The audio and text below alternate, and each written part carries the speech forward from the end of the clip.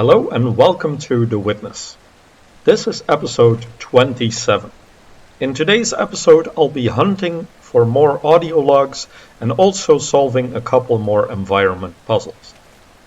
I did not record voice audio for this episode, so I will be cutting the finding of the logs and the puzzles together for you in a small compilation.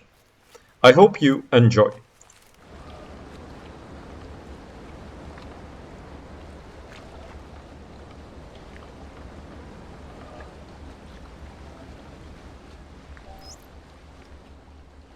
Lustily, I dipped my oars into the silent lake, and as I rose upon the stroke, my boat went heaving through the water like a swan. When, from behind that craggy steep, till then the horizon's bound, a huge peak, black and huge, as if with voluntary power instinct, upreared its head. I struck and struck again. And growing still in stature, a grim shape towered up between me and the stars. But after I had seen that spectacle, for many days my brain worked with a dim and undetermined sense of unknown modes of being. O'er my thoughts, there hung a darkness. Call it solitude or blank desertion. William Wordsworth, 1888.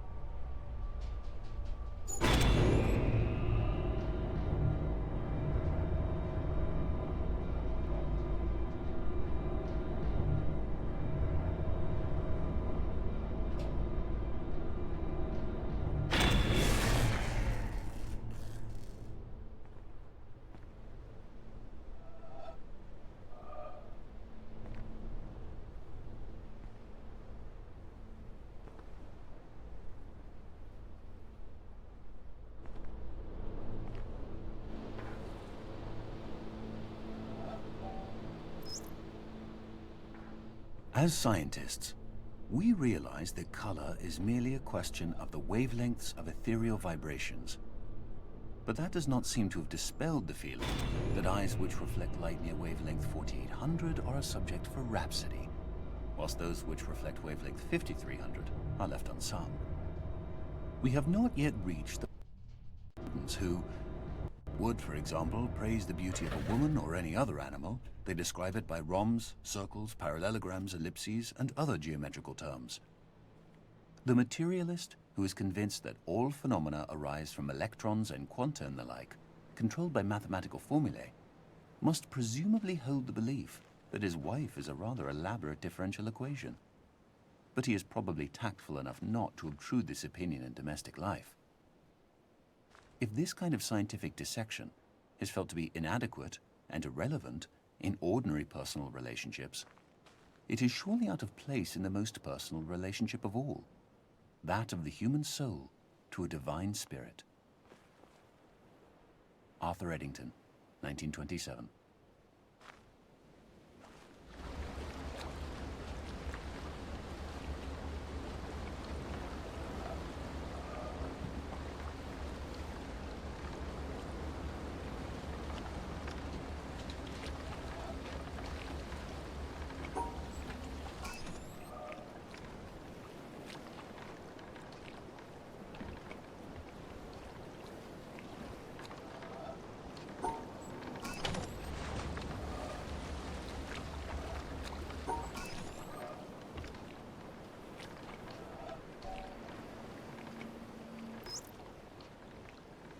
Suppose a boat is crossing a river and another empty boat is about to collide with it. Even an irritable man would not lose his temper. But supposing there was someone in the second boat, then the occupant of the first would shout to him to keep clear, and if the other did not hear the first time, nor even when called 3 times, bad language would inevitably follow. In the first case, there was no anger. In the second, there was. Because in the first case, the boat was empty, and in the second, it was occupied. And so it is with man. If he could only roam empty through life, who would be able to injure him? Shuangzi, 4th century BC.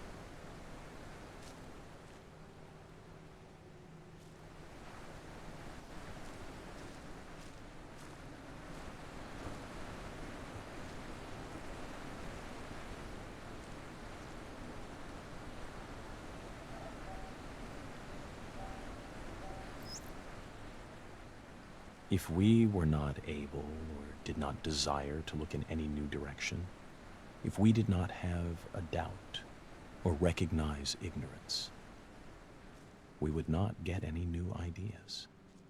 There would be nothing worth checking because we would know what is true. So what we call scientific knowledge today is a body of statements of varying degrees of certainty. Some of them are most unsure, some of them are nearly sure, but none is absolutely certain. Scientists are used to this. We know that it is consistent to be able to live and not know. Some people say, how can you live without knowing? I do not know what they mean. I always live without knowing. That is easy. How you get to know is what I want to know. This freedom to doubt is an important matter in the sciences, and I believe in other fields. It was born of a struggle. It was a struggle to be permitted to doubt, to be unsure. And I do not want us to forget the importance of the struggle, and by default, to let the thing fall away.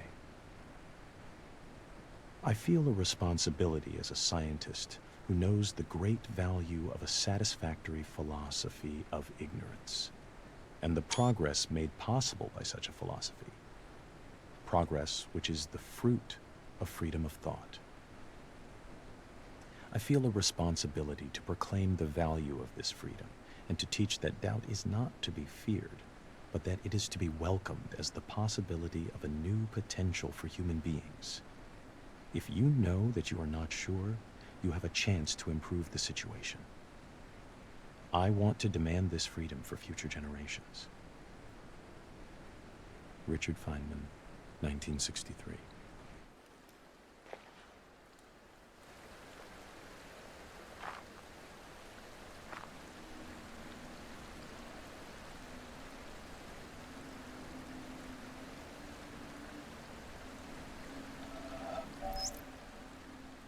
It is a great adventure to contemplate the universe beyond man, to contemplate what it would be like without man, as it was in a great part of its long history and as it is in a great majority of places. When this objective view is finally attained, and the mystery and majesty of matter are fully appreciated, to then turn the objective eye back on man, viewed as matter, to view life as part of this universal mystery of the greatest depth, is to sense an experience which is very rare and very exciting. It usually ends in laughter and a delight in the futility of trying to understand what this atom in the universe is, this thing, atoms with curiosity, that looks at itself and wonders why it wonders. Well, these scientific views end in awe and mystery, lost at the edge in uncertainty, but they appear to be so deep and so impressive that the theory that it is all arranged as a stage for God to watch man struggle for good and evil seems inadequate. Some will tell me that I have just described a religious experience. Very well, you may call it what you will. Then, in that language, I would say that the young man's religious experience is of such a kind that he finds the religion of his church inadequate to describe, to encompass that kind of experience. The God of the church isn't big enough. Richard Feynman, 1963.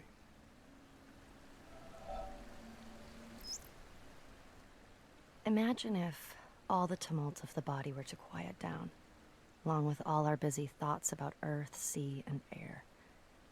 If the very world should stop, and the mind cease thinking about itself, go beyond itself, and be quite still.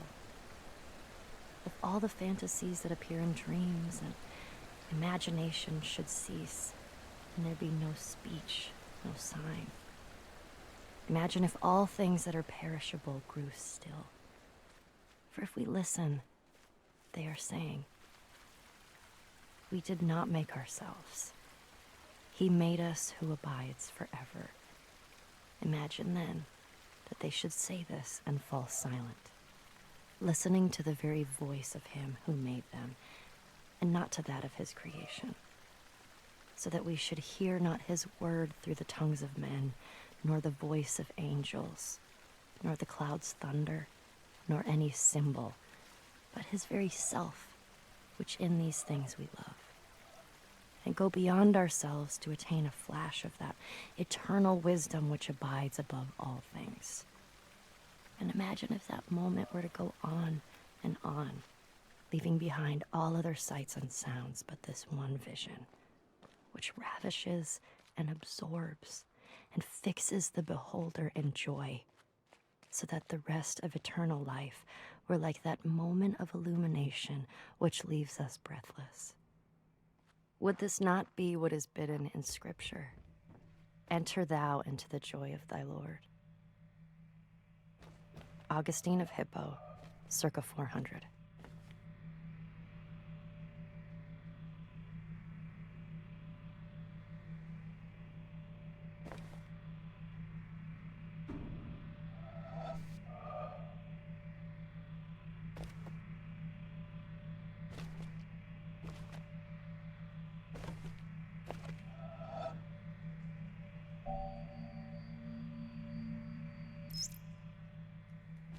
The concept of a clock enfolds all succession in time. In the concept, the 6th hour is not earlier than the 7th or 8th, although the clock never strikes the hour, save when the concept biddeth. Nicholas of Cusa, 1450. I notice here that one of the triangular leaves is more yellow than the other ones, and I assume that that means I have missed a panel puzzle with the triangles. As it turns out, this little white flower in the fireplace in the red house that is in the village does actually indicate something, because this panel is right above it.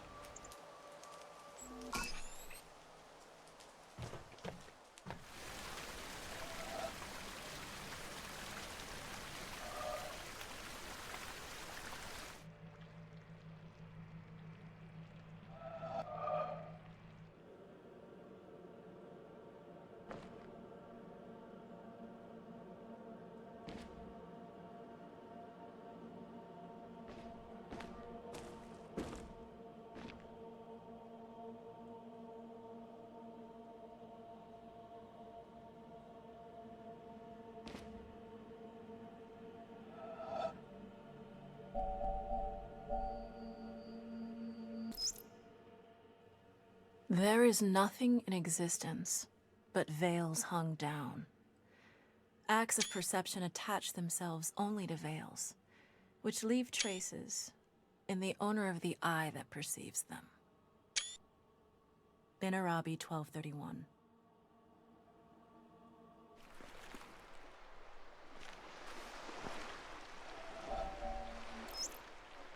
One day I happened to be occupied with the subject of generation of waves by wind.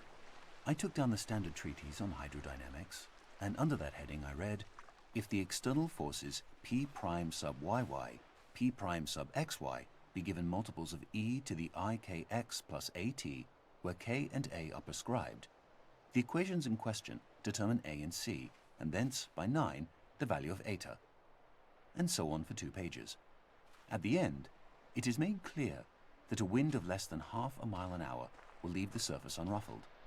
At a mile an hour, the surface is covered with minute corrugations due to capillary waves which decay immediately if the disturbing cause ceases.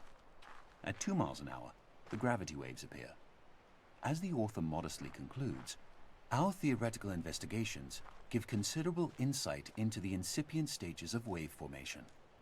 On another occasion, the same subject of generation of waves by wind was in my mind, but this time another book was more appropriate, and I read, "There are waters blown by changing winds to laughter, and lit by the rich skies all day, and after, frost, with a gesture, stays the waves that dance, and wandering loveliness.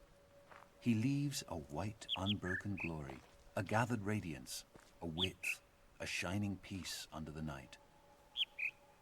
The magic words bring back the scene. Again, We feel nature drawing close to us, uniting with us, till we are filled with the gladness of the waves dancing in the sunshine, with the awe of the moonlight on the frozen lake. These were not moments when we fell below ourselves.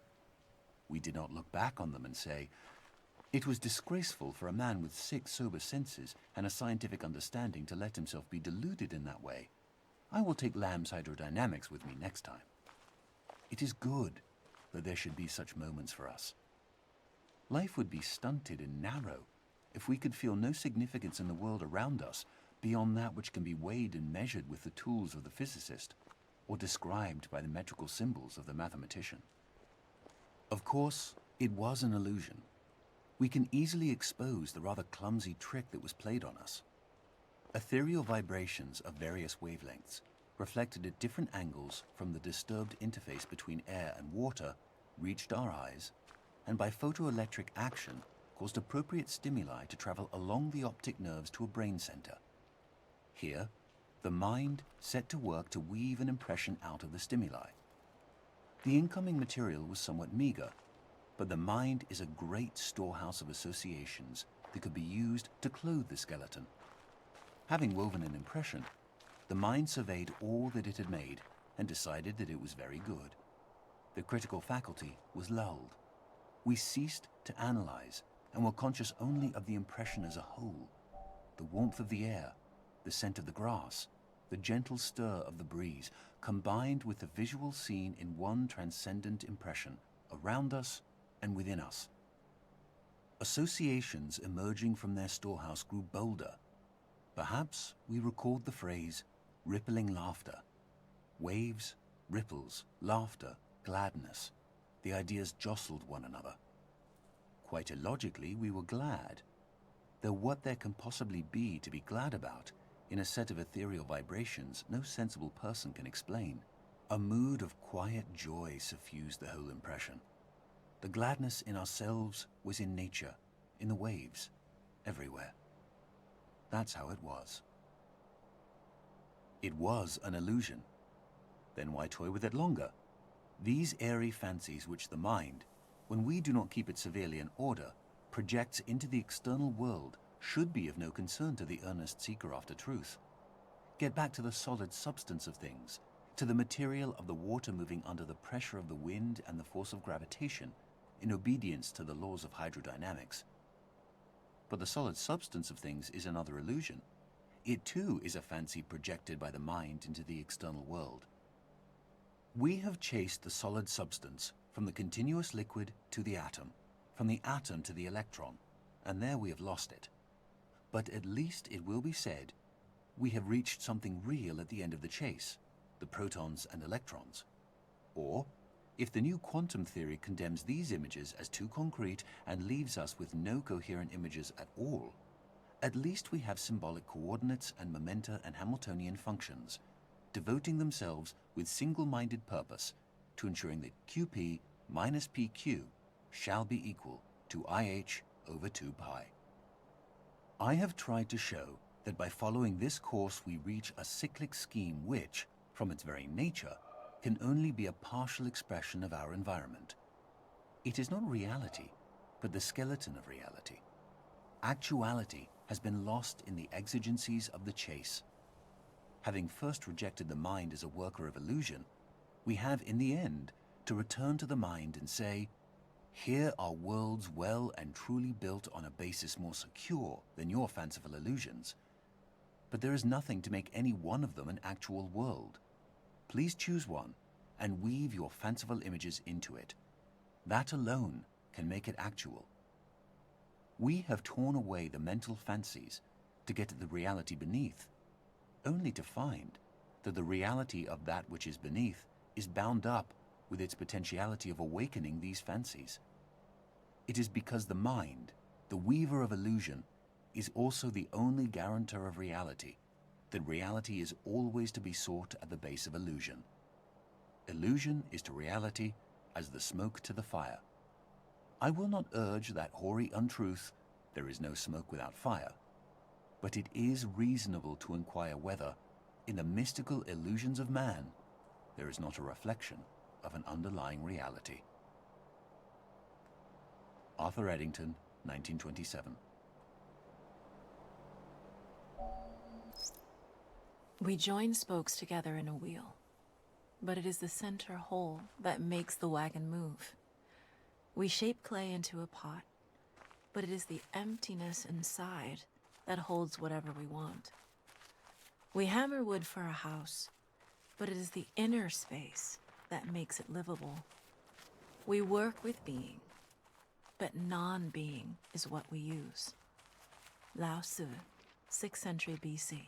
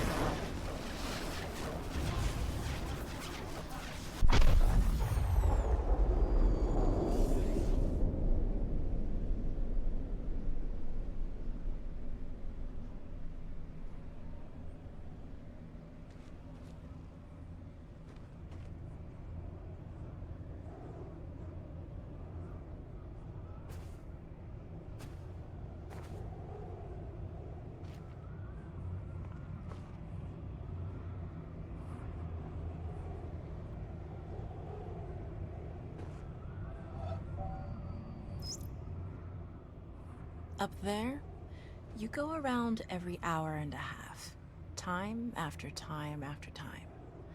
You wake up usually in the mornings, and just the way that the track of your orbits go, you wake up over the Mideast, over North Africa.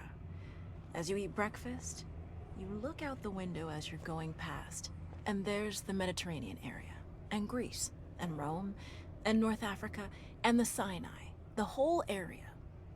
And you realize that in one glance, that what you're seeing is what was the whole history of man for years, the cradle of civilization. And you go around down across North Africa and out over the Indian Ocean and look up at that great subcontinent of India, pointed down toward you as you go past it. And Ceylon off to the side, Burma, Southeast Asia, out over the Philippines, and up across that monstrous Pacific Ocean. Vast body of water. You've never realized how big that is before. And you finally come up across the coast of California and look for those friendly things. Los Angeles and Phoenix, and on across El Paso. And there's Houston. There's home. And you look, and sure enough, there's the Astrodome. And you identify with that, you know? It's an attachment. And down across New Orleans, and then looking down to the south, and there's the whole peninsula of Florida laid out.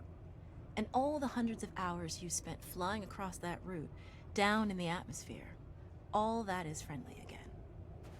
And you go out across the Atlantic Ocean and back across Africa. And you do it again, and again, and again. And that identity, that you identify with Houston, and then you identify with Los Angeles, and Phoenix, and New Orleans, and everything. And the next thing you recognize in yourself is you're identifying with North Africa. You look forward to that. You anticipate it. And there it is. That whole process begins to shift of what it is you identify with. When you go around it in an hour and a half, you begin to recognize that your identity is with that whole thing, and that makes a change. You look down there, and you can't imagine how many borders and boundaries you crossed again and again and again. And you don't even see them. At that wake-up scene, the Mid-East, you know there are hundreds of people killing each other over some imaginary line that you can't see. From where you see it, the thing is a whole, and it's so beautiful. And you wish you could take one from each side in hand and say, look at it from this perspective. Look at that. What's important? And so a little later on, your friend, again those same neighbors, another astronaut, the person next to you goes out to the moon. And now he looks back and sees the Earth not as something big where he can see the beautiful details, but he sees the Earth as a small thing out there. And now that contrast between that bright blue and white Christmas tree ornament and that black sky, that infinite universe, really comes through. The size of it, the significance of it, it becomes both things. It becomes so small and so fragile, and such a precious little spot in that universe that you can block it out with your thumb. And you realize that on that small spot, that little blue and white thing is everything that means anything to you. All of history and music and poetry and art and war and death and birth and love, tears, joy, games, all of it is on that little spot out there that you can cover with your thumb. And you realize that that perspective, that you've changed, that there's something new there, that relationship is no longer what it was. And then you look back on the time when you were outside on that EVA and those few moments that you had the time because the camera malfunctioned, that you had the time to think about what was happening. And you recall staring out there at the spectacle that went before your eyes. Because now, you're no longer inside something with a window looking out at a picture. But now you're out there, and what you've got around your head is a goldfish bowl, and there are no limits here. There are no frames. There are no boundaries. You're really out there, over it, floating, going 25,000 miles per hour, ripping through space, a vacuum, and there's not a sound. There's a silence, the depth of which you've never experienced before. And that silence contrasts so markedly with the scenery and the speed with which you know you're going. That contrast, the mix of those two things, really comes through. And you think about what you're experiencing and why. Do you deserve this? This fantastic experience? Have you earned this in some way? Are you separated out to be touched by God to have some special experience here that other men cannot have? You know the answer to that is no. There's nothing that you've done that deserves that, that earned that. It's not a special thing for you. You know very well at that moment, and it comes through to you so powerfully that you're the sensing element for man. You look down and see the surface of that globe that you've lived on all this time, and you know all those people down there. They are like you. They are you. And somehow you represent them when you are up there. A sensing element, that point out on the end, and that's a humbling feeling.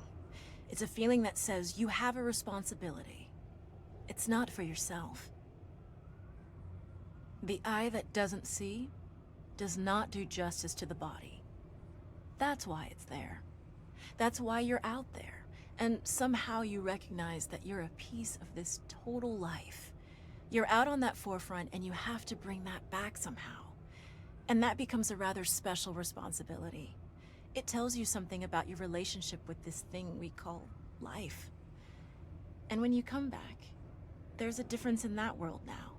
There's a difference in that relationship between you and that planet, and you and all those other forms of life on that planet, because you've had that kind of experience. It's a difference, and it's so precious. And all through this, I've used the word you because it's not me. It's not Dave Scott. It's not Dick Gordon, Pete Conrad, John Glenn. It's you. It's us. It's we. It's life. It's had that experience. And it's not just my problem to integrate. It's not my challenge to integrate, my joy to integrate. It's yours. It's everybody's. Russell Schweikart, 1975.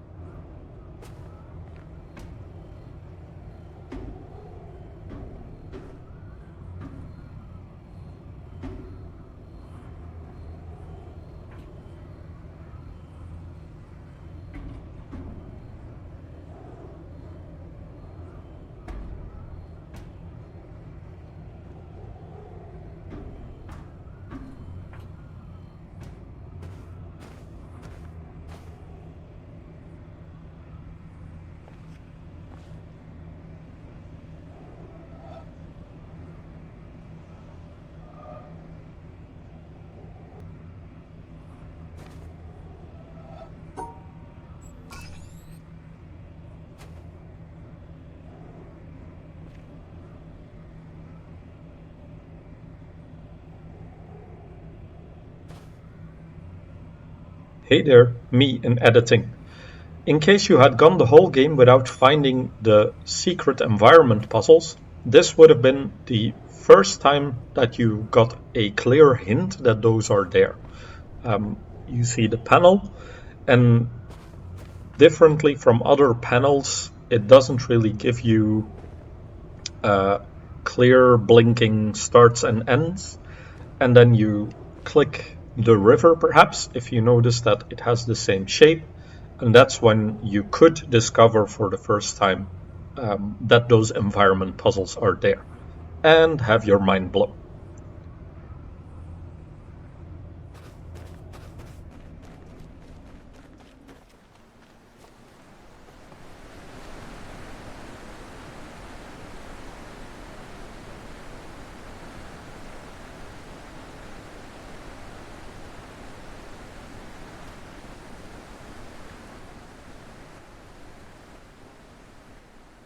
In the next episode, it is time for action and we are delving into the mountain. See you there. Thanks for watching.